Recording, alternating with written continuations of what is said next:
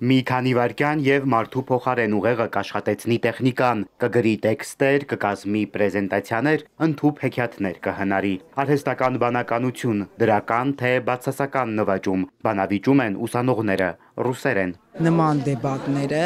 երկակի կարևորություն ունեն ուսանողության շրջանում, կոնկրետ այսօր արհեստական բանականության մասին պետք է խոսեն ուսանողները, բայց նաև կարևորը այն է, որ բարելավում է իրենց ռուսաց լեզվի իմացությունը, այսինքն նրանք խոսում են մասնագիտության մասին ռուսերեն լեզվով, ինչը շատ կարևոր է եւ ես կարծում եմ, որ այստեղ մրցում են ոչ միայն մասնագիտական առումով, ոչ միայն նորից կբացահայտեն իրենց գիտելիքները արհեստական բանականության աշխարհում, այլ նաև ռուսաց լեզվի աշխարհում։ Բժշկական համալսարանում բանավեճեր, ինտելեկտուալ խաղեր կազմակերպվում են պարբերաբար։ Այս տեսակ միջոցառումները բավական արդյունավետ են եւ օգնում են զարգացնել խոսքը, հաղորդակցությունը։ Արհեստական բանականության ու դրա գործիքների մասին ով ավելի շատ գիտելիք ունի, ստուգատեսին մասնակցում է ավելի քան 20 ուսանող, 4 բուհից, պոլիտեխնիկական, հայ-ռուսական, բժշկական համալսարաններից եւ Լոմոնոսովի անվան Մոսկվայի համալսարանի մասնաճյուղից։ Համացանցից ենք վերցնում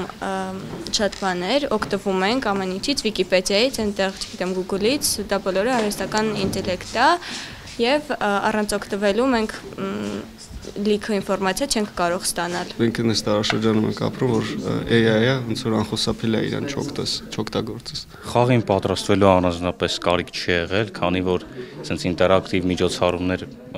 շատ եմ սիրում մասնակցել, ու ընդհանուր առմամբ հետաքրքիր փորձ է, հենց AI-ի հետ կապված, որովհետև ոնց տեսնում ենք AI-ի զարգացումը այս պահին շատ ակնհայտ երևում է ու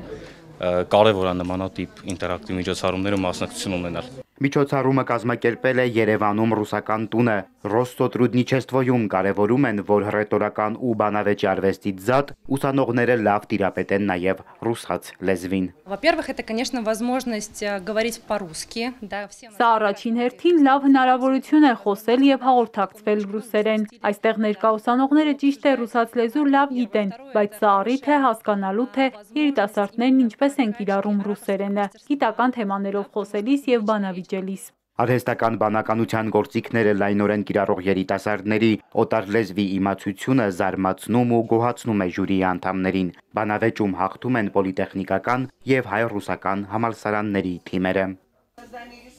Սևակ Վարդումյան, Հարություն Հովսեփյան, Էպիկենտրոն։